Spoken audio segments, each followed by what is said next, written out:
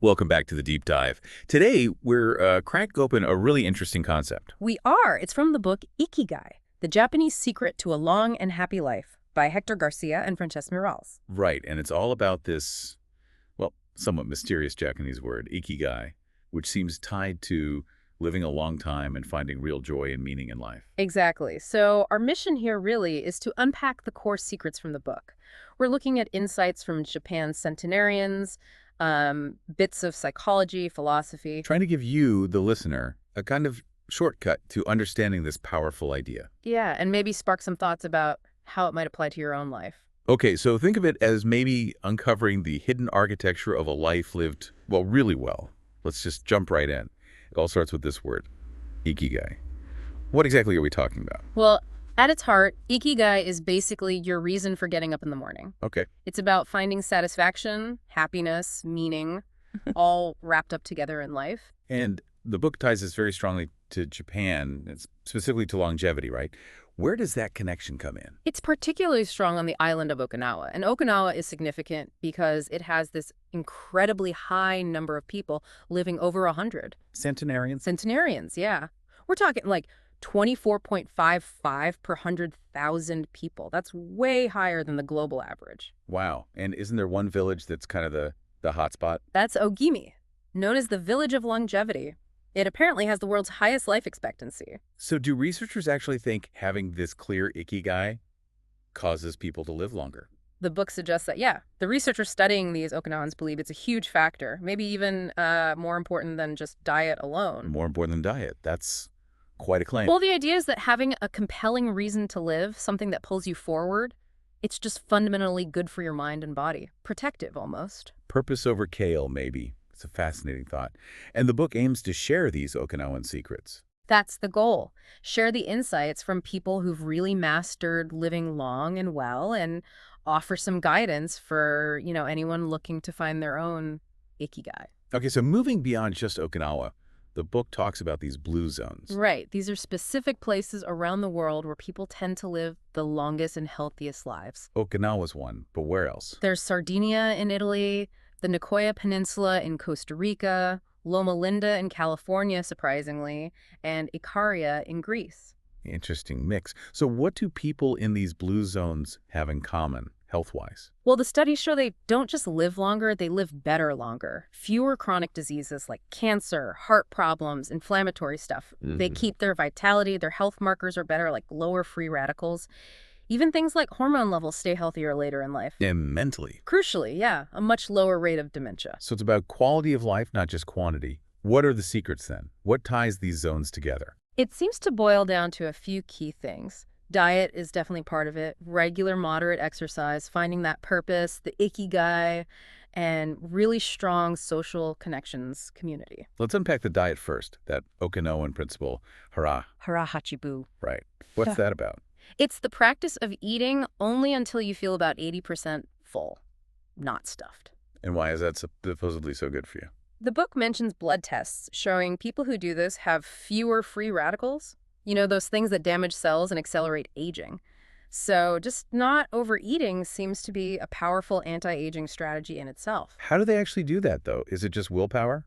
It seems more baked into the culture. Like meals are often served on lots of small plates. Oh, okay. So variety, but smaller portions. Exactly. It just naturally encourages eating less overall. And the calorie counts reflect that. Okinawans might average 1,800, 1,900 calories a day compared to, say, 2,200 up to 3,300 in the U.S. Big difference. So small plates. Yeah. That makes it seem more achievable. You also mentioned community being vital. How does that manifest in Okinawa? They have something called moai. Moai. Yeah, they're basically informal social support groups. Sort of like clubs, but you're often in them for life. A lifelong support system. Pretty much. Members contribute a small amount regularly. This fund helps pay for group activities like dinners or games, but it's also there as a safety net. How so? Like, the money might circulate between members, or someone can get an advance if they hit hard times financially. It provides this incredible layer of support, emotional, social, and financial. Wow. The insight there is that this deep sense of belonging, knowing people have your back, is just incredibly protective. It really boosts well-being and, likely, longevity. That makes a lot of sense. Okay, so purpose and connection are clearly huge. Yeah. The book then delves into the psychology of purpose, starting with Viktor Frankl. Right. Frankl, who survived the concentration camps, developed logotherapy. It's a type of psychology focused specifically on helping people find meaning, find their life's purpose. How is it different from, say, Freudian psychoanalysis? Frankl had a great line about it. He said, "In psychoanalysis, the patient lies on a couch and talks about difficult things. In logotherapy, the patient might sit up and have to listen to some difficult things." It was more active, more focused on finding that meaning rather than just digging into the past. And what was his big takeaway about purpose, especially given his experiences? The core insight is that finding your unique purpose, your reason for being, is the most powerful motivation there is for overcoming hardship. His study suggested humans have this fundamental need for something to live for, sometimes even something worth dying for. And if you don't have that, Yeah. what happens then? That leads to what he called existential frustration. It's that deep sense of emptiness, of meaninglessness. The book suggests it's pretty common today, people feeling like they're just going through the motions, doing what's expected instead of what they truly desire. That feeling. Yeah, and people try to fill that void, right, with pleasure, money, distractions. Frankl even talked about Sunday neurosis, that aimless, slightly depressed feeling you can get when the weekend structure disappears and you're left facing the void, so to speak. I think many people can relate to that. So how did Frankl suggest we actually find this meaning? Is it something we create? He believed it's not something you just invent out of thin air. It's something you discover out in the world. And it's unique to each person, and it can even change over time. Okay. He also had this interesting idea about hyperintention, basically. Trying too hard. Like, if you desperately try to fall asleep, it keeps you awake. Sometimes pursuing meaning too directly can be counterproductive. Or relax a bit. Maybe. And he emphasized humor's power to give perspective. And crucially, he said, your character isn't defined by your circumstances, but by the decisions you make within those circumstances. The book shares that really moving example of the grieving doctor. Yeah, it's powerful. This doctor had lost his wife and was deeply depressed. Frankl asked him, what would have happened if you had died first? Oh, wow. The doctor realized his wife would have suffered immensely. Frankl helped him see his own suffering, his mourning, as a kind of sacrifice he was making for her. He had spared her that pain by outliving her. Suddenly, his grief had a purpose. It was an act of love. That's profound. Finding meaning even in suffering. Exactly. It's about reframing, finding perspective. The book also introduces a Japanese approach, Morita therapy. Right. Developed by Shoma Morita, influenced by Zen Buddhism. Like logotherapy, it's very purpose-focused, used for things like neurosis, OCD. How does it differ from typical Western therapy, especially regarding emotions? This is a key point. Instead of trying to analyze, control, or change your feelings, Morita therapy says, just accept them. Let them be. Accept them, even negative ones. Yes. The insight is that emotions are like the weather. You can't really control them directly, and trying just stirs things up more. They'll change on their own. What matters is your action. So it's less about fixing feelings, more about doing what needs to be done. Precisely. The core principles are, 1, accept your feelings, don't fight them. 2, do what you should be doing, focus on your actions in the present, regardless of your emotional state. And 3, discover your purpose through doing things, through experience. Interesting. So action leads, feelings follow. That's the idea.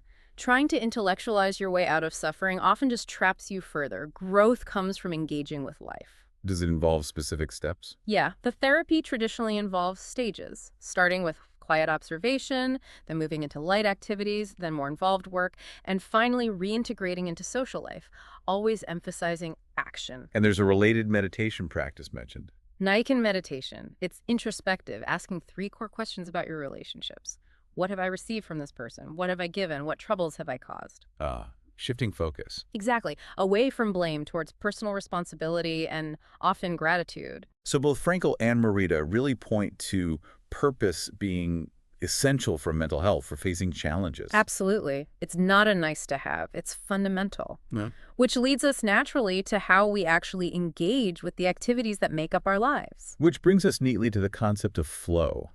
Yes, Mihaly Csikszentmihalyi's work, flow is that amazing state where you're just completely absorbed in what you're doing. Yeah, like time just disappears, you forget your worries. You feel creative, engaged, there's a real sense of enjoyment. It's that feeling when you're in the zone. And the book says this is key to Ikigai. It identifies flow as a crucial ingredient for living your Ikigai. These moments of flow are the optimal experiences that make life feel truly rich and worthwhile. So how do we get into this state? What conditions are needed? Well, according to Schaefer's model, which the book mentions, several things help. You need clarity, knowing what to do, how to do it, getting feedback on how you're doing. You need that sweet spot between challenge and skill. The task needs to feel challenging, but you also need to feel you have the skills to meet it. Not too easy, not too hard. Exactly. And, crucially, you need to be free from distractions. That last one feels like the biggest hurdle today. Let's talk strategies. That skill challenge, balance first. Strategy 1 is precisely that. Choose a task that pushes you, but not overwhelmingly so. Find that middle path. Too easy leads to boredom, too hard leads to anxiety. Like stretching just outside your comfort zone. I think Hemingway said something like, sometimes I write better than I can. That's a perfect description. You're pushing your abilities just enough to stay fully engaged and maybe even surprise yourself. Think about reading a book that's too simple is boring, too complex is frustrating, but one that's just right pulls you in completely. That's flow. Makes sense. Strategy number 2. Have a clear, concrete objective. The book points out that video games are great at inducing flow because the goals and rules are so clear. Unlike work sometimes. Exactly. A lack of clear mission can really hinder flow in a work setting. The book mentions Joy Ito's idea of having a compass over a map. Meaning. In a complex, unpredictable world, having a clear direction or objective, a compass, is more useful than a rigid, detailed plan, a map that might become obsolete quickly.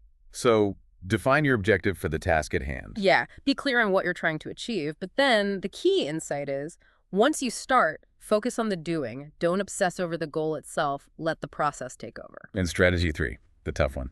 Concentrate on a single task. Yeah. The book really pushes back against the myth of multitasking. It's not really a thing, is it? Not efficiently, no. The science shows it's just rapid task switching. Your brain uses significant energy just shifting gears, which kills productivity and makes achieving deep flow pretty much impossible. So how do we get better at focusing? Any techniques? They suggest several things. The Pomodoro technique, working in focused bursts with short breaks, creating a distraction-free environment, batching similar routine tasks together, using rituals to signal the start and end of focused work. Rituals. Yeah, like a specific routine before you sit down to write, or a way to transition out of work mode. And, perhaps most powerfully, training your mind to return to the present using mindfulness or meditation. Meditation again. It keeps coming up. It directly trains that focus muscle. The book then connects flow to Japanese culture more broadly. Yeah, that reputation for dedication, the idea of ganbaru, persevering, always doing your best, even with small tasks. Right. Applying intense focus is seen as a form of flow itself. And this leads to the idea of the takumi. The master artisans. Exactly, people who've spent lifetimes honing a craft, achieving mastery through dedication, flow, and perseverance. The book mentions artisans making tiny turntable needles, that level of devotion. There's that great anecdote about Steve Jobs. Right.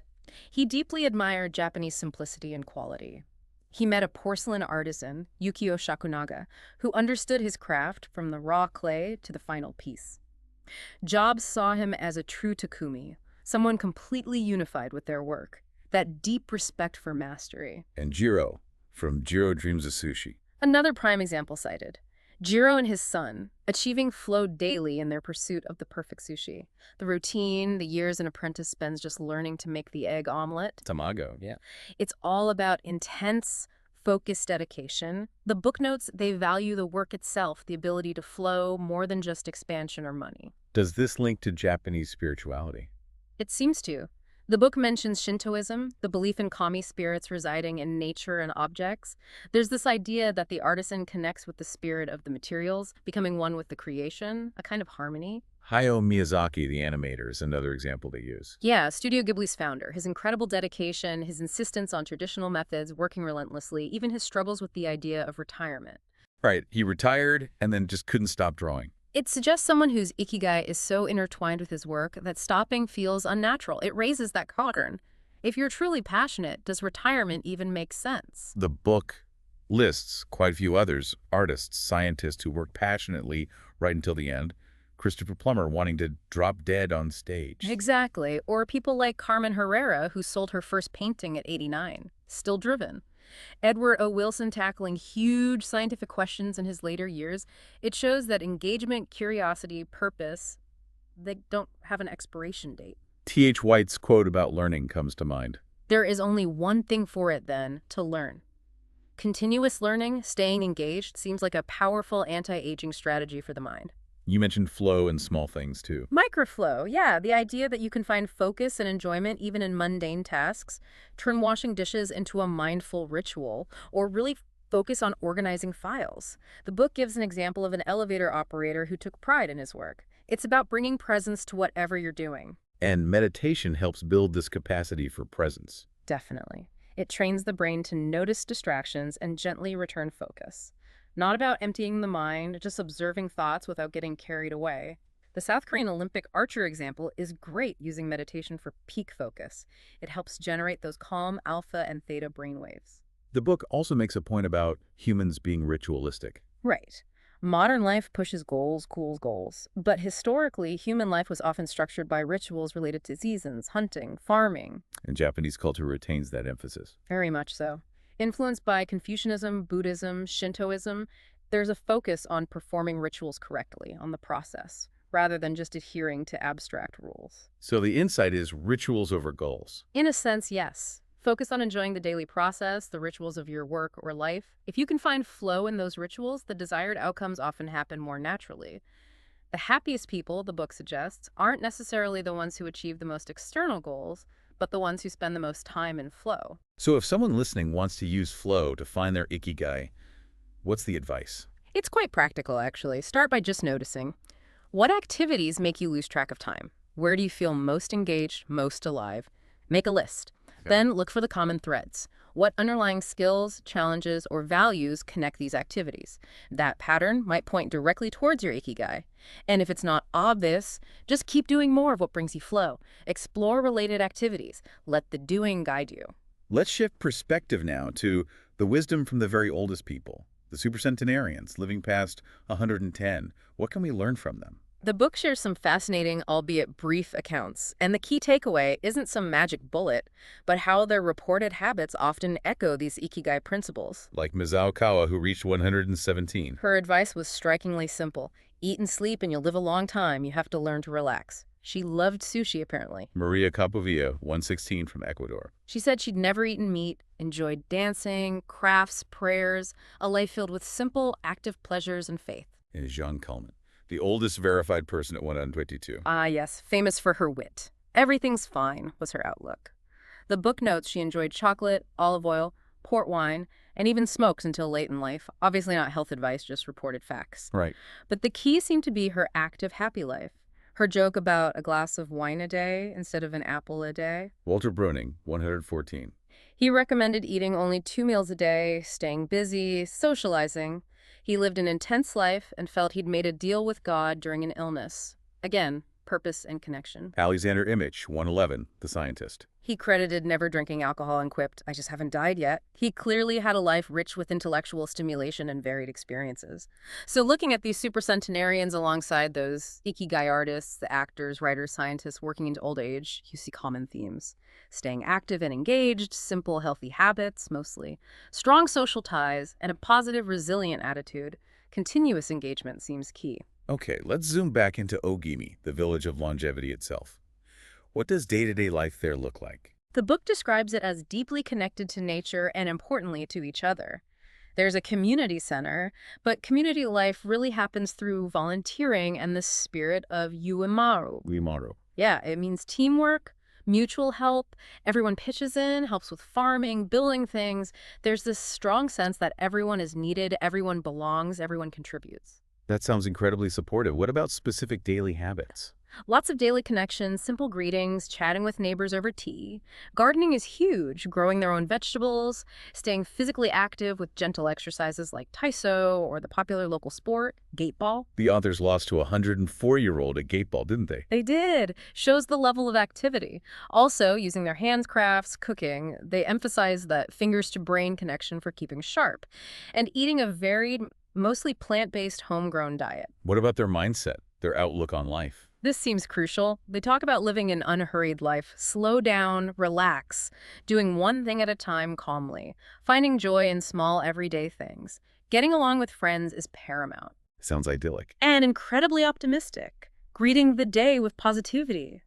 Today will be full of health and energy. Live it to the fullest. The insight seems to be that happiness is woven into the fabric of daily life, celebrated together, not some distant goal. Of course, life isn't always easy, even in Ogimi.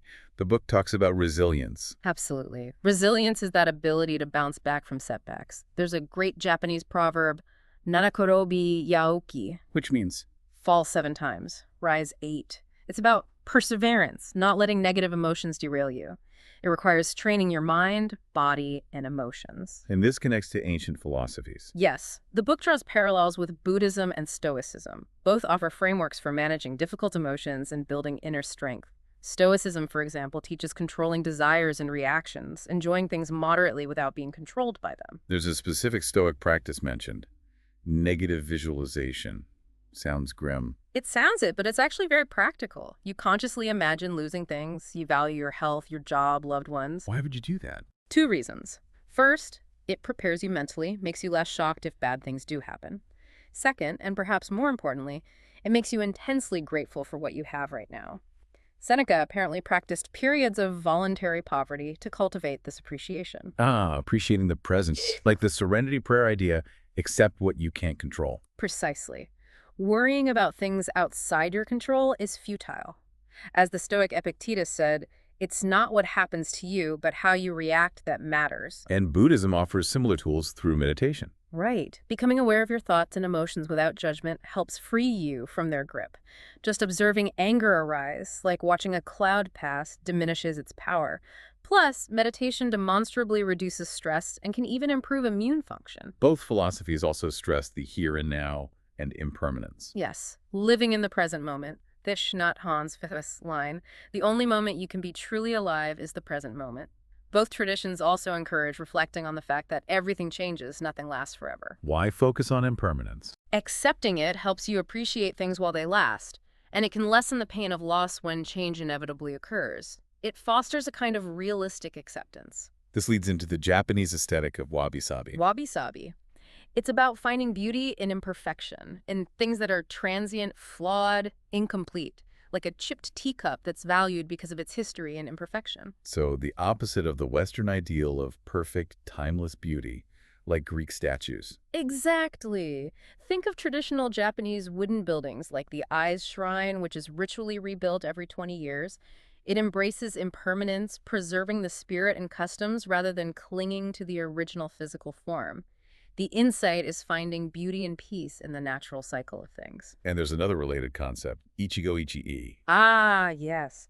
This moment exists only now and won't come again. Wow. It's a powerful reminder to treasure each encounter, each experience, because it's unique and fleeting. Be fully present for this cup of tea, this conversation, this sunset.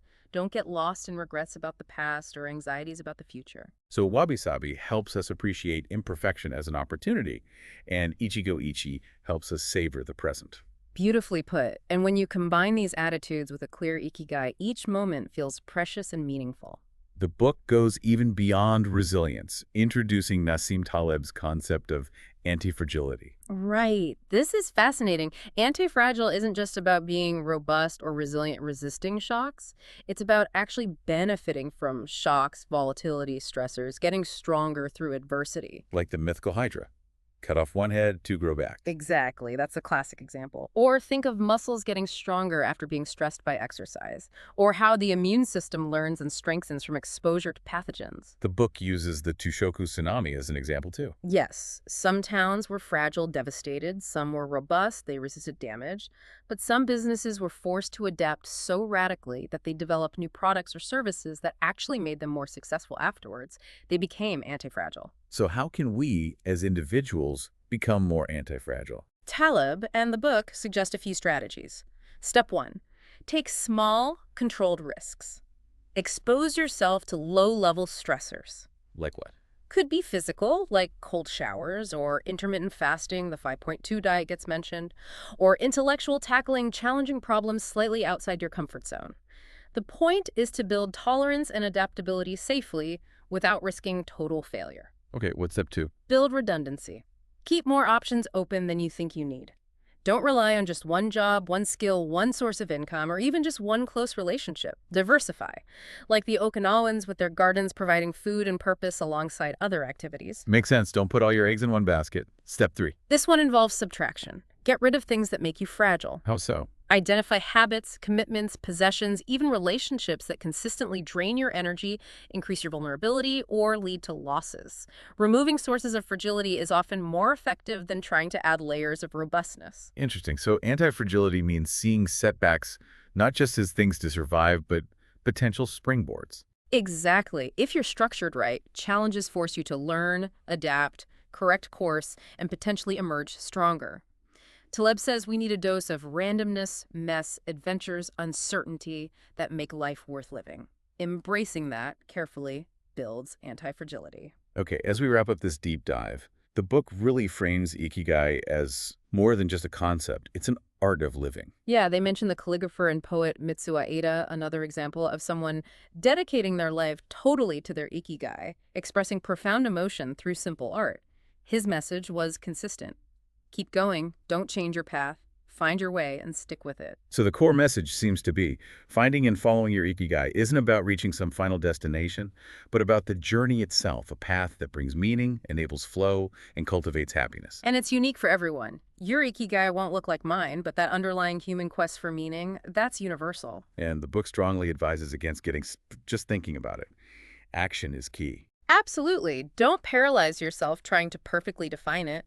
Stay curious, stay busy doing things you enjoy, things that pull you.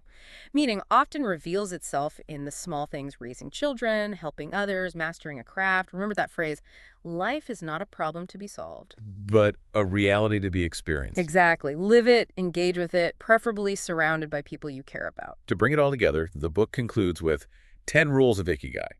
Let's revisit a few key ones as a summary. Okay. Number 1, stay active, don't retire. Meaning don't retire from having purpose. Number 2, take it slow. Leave urgency behind, savor the journey. Number 3, don't fill your stomach. That Harahachibu principle, eat mindfully. 4, surround yourself with good friends. Connection is crucial, maybe the best medicine. 5, get in shape for your next birthday. Gentle daily movement. 6, smile. Cultivate positivity. 7, reconnect with nature. 8, give thanks, gratitude for everything, big and small. 9, live in the moment. That Ichigo Ichi. And finally, 10, follow your Ikigai. Find that passion that drives you and gives you purpose. Yeah, and these aren't strict commandments, are they? They're more like gentle reminders, distilled from the wisdom of these long-living cultures.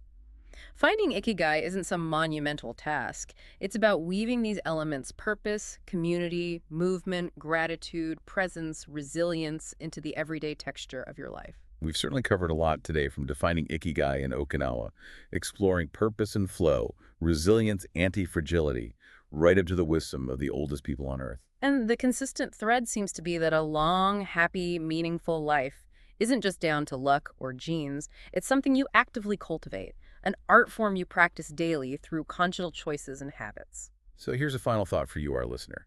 Given everything we've discussed, the focus on finding your unique Ikigai, and that powerful idea that happiness often lies in the process, in the doing, rather than just the final achievement, how might shifting your focus even slightly away from chasing big, distant goals and towards simply engaging fully and mindfully in the activities of today change how you perceive your own life's purpose, starting right now?